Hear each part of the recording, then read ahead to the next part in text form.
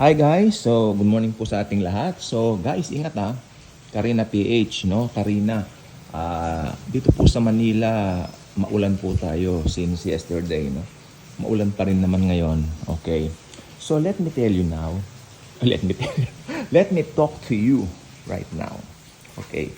Kahapon di ako nakapag-vlog. Sakit ng likod ko kahapon. Grabe, sakit ng likod ko. Ganun po talaga ako pag napapagod, pabago-bago yung panahon. So ngayon, sa biyaya ng Lord, ayos naman na. Dahil pinagaling na ako ng Panginoon. Ganun po dapat pag may sakit tayo, pinagaling na tayo ng Panginoon. Okay, ang topic po natin ngayon, medyo brutal.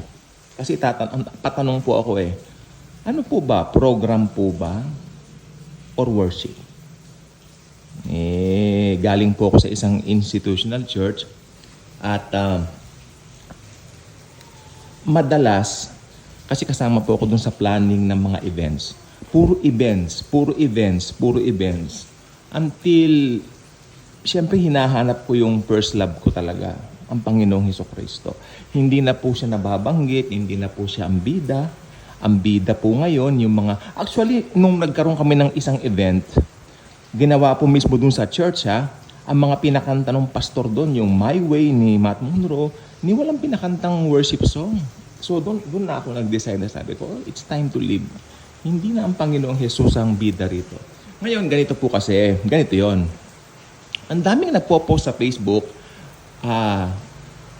hindi ko sinasabing kaplastikan, pero merong program yung church nila, isa pong malaking simbahan sa Pilipinas yan, no? Kaya lang nawawala ang salvation sa kanila So, ewan ko, yung mga members po nila, makikita mo, ipapakita nagwo-worship sila, hindi naman po siguro masama yun. Mas ipapakita yung nagso-soul win sila. Ang tanong, nagso-soul win nga po bang talaga o mas nakatutok doon sa programa nila? So, yun po ang sinasabi ko. Tapos, sasabihin, may mga mentoring, may mga Bible study. Bible study po ba o chismisan lang? Isa lang naman po itong katotohanan na sana sa ating mga Kristiyano, bulay-bulayan natin. Kaya nagtatanong ako anong church daw ako. I am the church. Ako yung katawan ko. Ito yung church. Wala akong kinaaaniban, wala akong organization. Ngayon, pag may nakita akong mga mananampalataya, gustong mag-aral ng Bible, doon kami. Ganun lang po. Malaya ako. Masarap maging malaya. Hindi yung parang, alam mo yung mga ibang nagpo-post sa FB, nandun nga po sa simbahan na ito, no? Makikita mo, nagsosolving sila, ganun. Dahil nire-require sa kanila, nung nakatataas nila, nung pastor nila, no, na kailangan makasolving, parang networking na lang ang peg. Parang networking na lang po ang dating. Parang ganon. So, ang pagpapahayag po ng salita ng Panginoon, hindi po ito kaplastikan, hindi po ito ipapakita mo pa sa tao. Tandaan mo kung ano yung ginawa ng kanan, huwag mo na ipakita sa kaliwa. Hindi ba? So, nasaan po yung katotohanan? I hope nandun yung katotohanan of sharing the good news. Kasi more on programs na lang po talaga. At nalulungkot po ako diyan. Anyway, hindi naman po ito ang pinaka-topic ko sa vlog na ito. Kaya gagawa po ako ng video mamaya yung talagang pag-uusapan natin ang usapan natin maganda mamaya. Tungkol po ito sa kaibahan ng rapture sa second coming. No?